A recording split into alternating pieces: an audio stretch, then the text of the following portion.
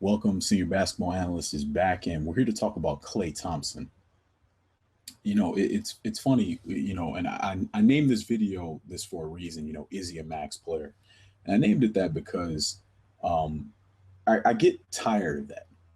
I really get tired of all of the talk about how much players are making every single time. Like we want to talk about how much they're making so much, and you know what? That's what makes what the owners did with this salary cap stuff.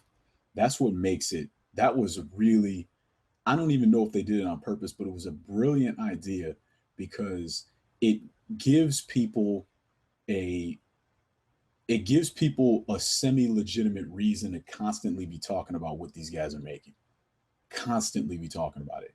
Whenever I see one of these frauds that runs one of these banks like Jamie Dimon, who's essentially a criminal, whenever I see this guy on TV, no one plasters his absurd, ridiculous salary on the screen before they start talking about him.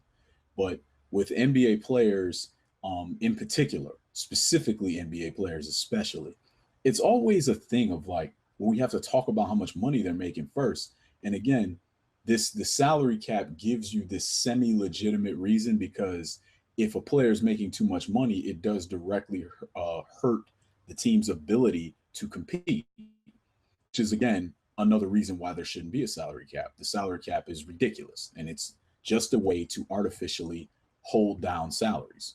That's all it's there for. Um, with all that said, so of course Klay Thompson's the max player. He's one of the best players on the champions, the NBA champions. This is the Golden State Warriors are a multi-billion-dollar operation. There's no reason why he shouldn't be a max player.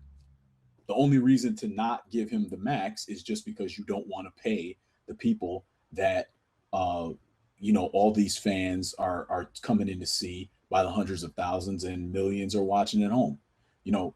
This is one of those things where we do know the NBA draws millions of eyes a year worldwide.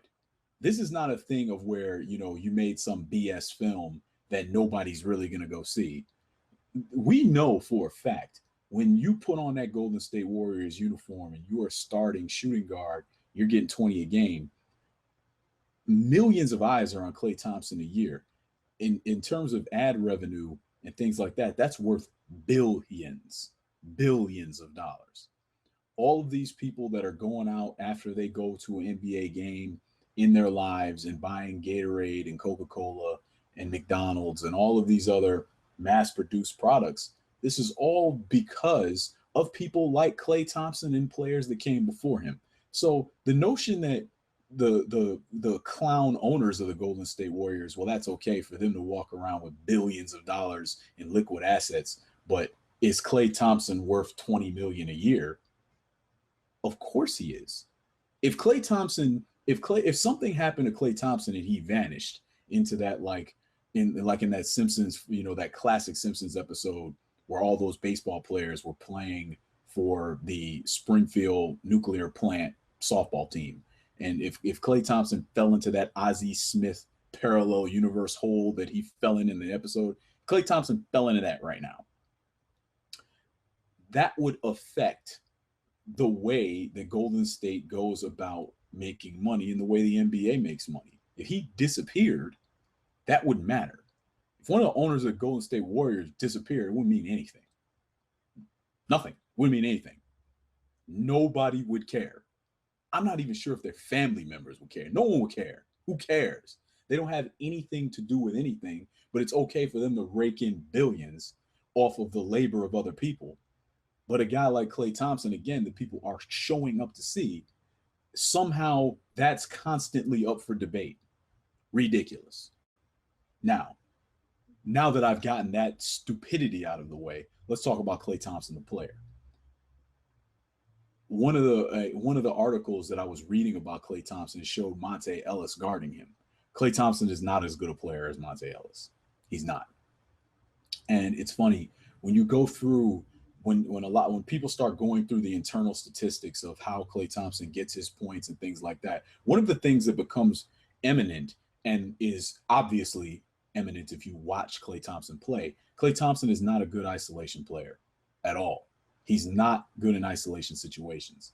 Now, like a lot of players, he primarily goes left when he's in an isolation situation, and there's a reason for that. For those of you, for the uninitiated, right-handed players often go left more than they go right because we're used to people being right-handed. It's something that actually starts off when you're a little kid, when you notice that if you go left, players will let you do it because people are conditioned, because most people are right-handed, they're conditioned to guard the right-hand side much more vigorously. So you learn to do a lot of things going left, even as a right-handed player, that you may not even do that well going to your right, because because it's just easier because of the way the defenses play. And I think that actually ends up staying with players as they rise through the ranks. So Klay Thompson, even though he is not necessarily a good isolation player, still, like really a lot of really good isolation players, goes left more than he goes right, even though he is a right-handed player.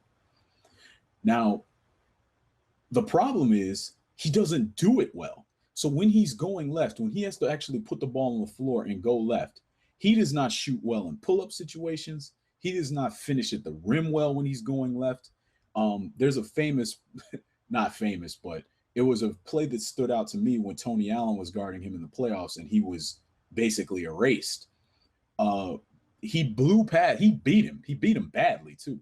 He beat Tony Allen off the dribble so bad to his left that that Tony just let him go because he beat him so bad. He didn't even try to foul him or anything. He gets the rim and blew the layup. He's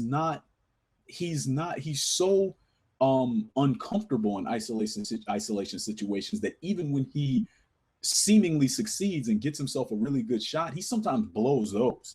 He's just not that good in isolation. So what does this mean overall to his game? What it means is he's very, very dependent upon his teammates and be dependent upon play calls. Now, that's not necessarily a deal breaker or anything like that. Klay Thompson still obviously produces at a high rate. He's one of the best players in the league. That's clear.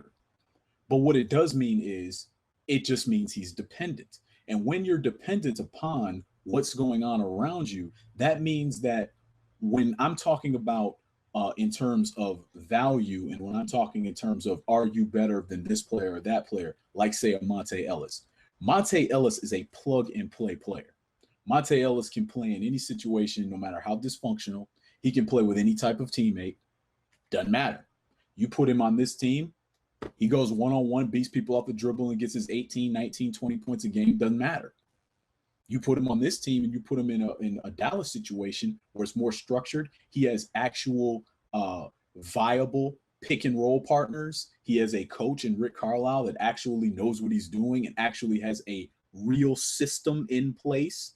Because I hate when they talk about, they generically throw around this term in the NBA, especially even on NBA TV where they do a lot of decent basketball analysis. They throw around this term system like every team has a system. Every team doesn't have a system. A few do. Most teams in the NBA right now are just running around haphazardly doing stupid stuff. That's why they're not any good. But in terms of the Dallas Mavericks, where you actually see where they have Dirk Nowitzki last year at least, that Dirk Nowitzki in a specific area on the floor, they have Tyson Chandler setting that screen in specific areas for Monte Ellis. And when Monte Ellis is turning that corner, he has Dirk Nowitzki as a safety valve. He has Chandler Parsons as a safety valve. And he has Tyson Chandler rolling to the front of the rim to draw defenders and suck them into the paint to the rim area. And then Monte Ellis also has that 18-foot pull-up jump shot he can go to. This stuff is specifically crafted this way by Rick Carlisle. You put Monte Ellis into a situation like that, you end up with the most efficient offense in the league. And that's the way that Dallas was for most of the season. They were the most efficient offense in the league. That's what can happen when you have a player as gifted as Monte Ellis, who can get his buckets anyway, who doesn't need you in terms of a coach, teammates. He doesn't need you to get his buckets. He can get them all in isolation if he has to. This is why a player like Monte Ellis is better than Klay Thompson. This is why Klay Thompson, sometimes his effectiveness is overblown, because if I put Klay Thompson in a lousy situation, like put him, I don't want to use Philly. That's not fair. That's just a complete train wreck. You know what? I'll give you a situation like New Orleans. The New Orleans Pelicans. If I put Klay Thompson in New Orleans Pelicans, there's no way he'd be a 20-plus scorer. There's no way. There's no way he would be. Because then he would be doing like Tyreek Evans and trying to dribble around to get his buckets. No, wouldn't work for him. He's not that type of player. Now, again, a lot of this stuff with individual players, and we're talking about this doesn't necessarily translate to team victories. As Golden State showed you, they can have put a lot of pieces together that are very flawed, but because they actually do have a system in place and actually do play together very well, that can beat a lot of the haphazard BS that's going on in the NBA. That will win. That's perfectly fine. But when we talk about Klay Thompson, to talk about him as though he's the same caliber player as a James Harden is just ridiculous. And James Harden showed you that by just thumping him upside the head in almost every game. He had that one outlier bad game. But other than that, Harden just mauled the guy. He mauled him. And that just goes to show you the weaknesses of Klay Thompson and also how that gets exposed in the playoffs. Klay Thompson, as the playoffs went on, he had to run into the likes of James Harden. He ran into Tony Allen. He ran into Iman Shumpert. When a player like him that is relying on these screens, and when you get a guy that's going through those screens hard and can defend on the ball, it's going to drastically hurt his efficiency. And, hey, Kyle Korver, they erased that dude completely. Like, he went into witness protection, and then Dellavedova dove at his knees and with that dirty nonsense he does and injured him. And that was the end of that. But he wasn't doing anything prior to that anyway. And it's because once that defense gets dialed up in the playoffs, it's very difficult for players like that to score. And with Kyle Korver having no one-on-one capability, he basically was just eliminated from contention. And I mean contention of even, should this dude even be on the court still? With Klay Thompson, obviously not nearly as limited as Kyle Korver, but he is clearly limited when you put him in an isolation situation. He's also limited defensively in isolation situations. This is a guy that they like to, talk him up as though he's some kind of a lockdown defender. He is not. He is not a lockdown defender. In the construct of the team for Golden State, he's fine. He's adequate. He's more than adequate. He's a pretty good defender. But just putting him on an island is saying stop people? No. And this is not really much of a criticism of Klay Thompson, because there aren't that many guys left in NBA rotations because they don't play people for doing that. And I would argue that it seems like they penalize people that are really great individual defenders. But Klay Thompson is not. He is not a great individual defender. And that's why James Harden rolled over him like that. Like, he was helpless in isolation situations against James Harden. Helpless, completely. And I'll tell you like this, Tony Allen don't look like that when he's guarding him. Now, I know I'm picking the best defender in basketball, at least on the perimeter anyway. But Klay Thompson just, a lot of times things about Klay Thompson are very, very overblown. They're very overblown. And to speak to the positives, we do know in all kinds of catch and shoot situations, Klay Thompson is one of the best in the league. One of the best. Klay Thompson coming off a curl. Klay Thompson coming off a pin down. Klay Thompson coming off a single double.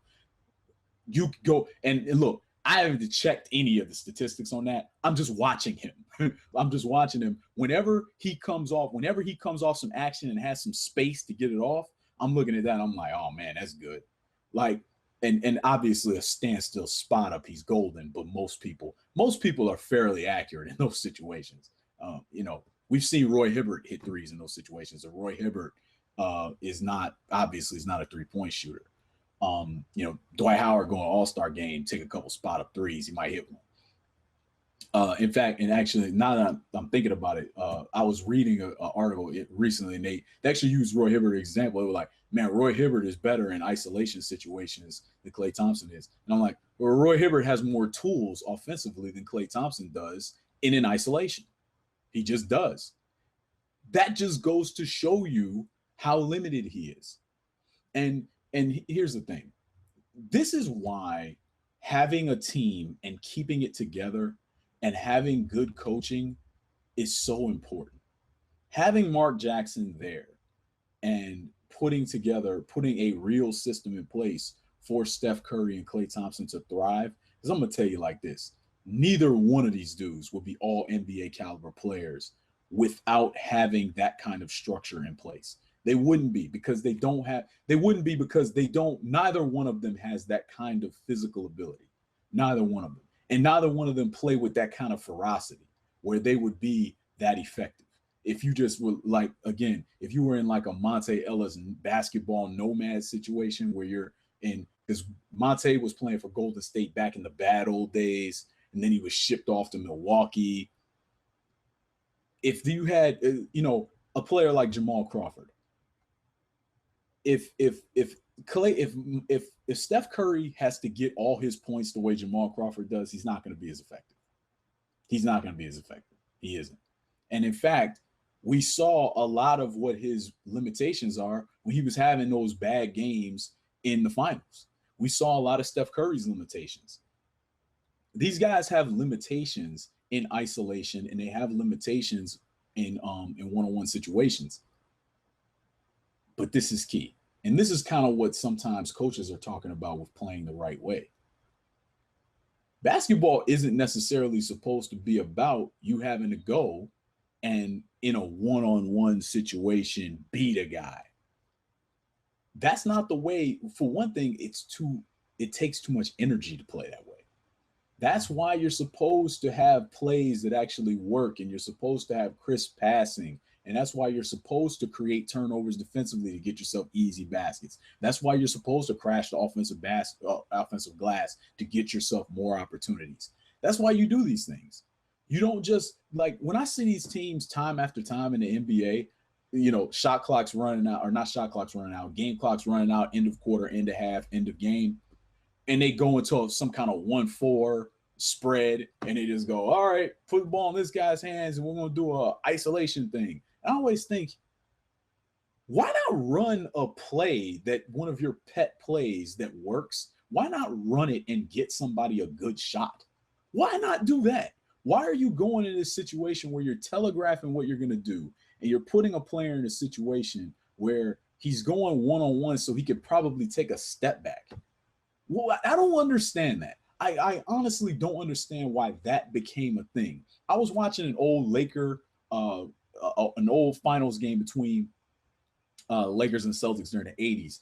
And it was end of the half. The Lakers had one play to run because it was like 18 seconds left on the game on the game clock. So they had, game clock shorter than the shot clock. Magic Johnson dribbles up the floor. They AC Green set a block-to-block screen because AC was on the strong side. AC Green set a block-to-block screen for Kareem, and Kareem came across. Magic dumped it to him. Parrish had 3 fouls, so he was in the game still. He had 3 fouls, and Kareem drop step basket into half. It was, and you watch it, you look at that and you go, what happened to that? What happened to teams just dumping the ball on the block to an aircraft carrier and forcing the other team to either defend a layup effectively or foul and put the guy on the free throw line? What happened to that? Now, if they had been that same thing They would have had Magic Johnson dribbling at the top or Byron Scott dribbling at the top, and it said, go one-on-one against Dennis Johnson. Why? You know why? Because these teams are stupid now. They're just doing dumb stuff. So anyway, when I say all these things about Klay Thompson is actually good at the things that are most effective, to be honest. He really is. He's good at doing things with it, he's good at scoring within a team concept. He's very good at it. And, not in a just stand still spot up, someone else drives to the basket and then the defense ignores you because you're not any good.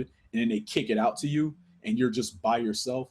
I mean, you can run a set for him, set a couple screens, he can pop loose. And if you time that pass right, he's going to let that fly and it's good. And you know what? There's a lot of legends that poured in a lot of points that way. Larry Bird being one of them. Reggie Miller, one of the best of all time, one of the greatest shooters of all time. Hey, man, he threw in a lot of points. He was a high percentage guy shooting almost exclusively jump shots because of moving without the ball, coming off those screens tight and letting it go with a quick release with accuracy. So this is not to say that Klay Thompson is not great. It's not to say that he can't be a Hall of Famer. I'm just comparing him to some of his contemporaries.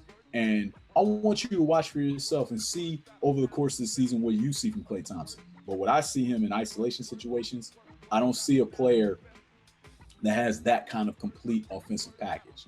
But what we do see is when he's coming off of any kind of team-oriented action, man, book it.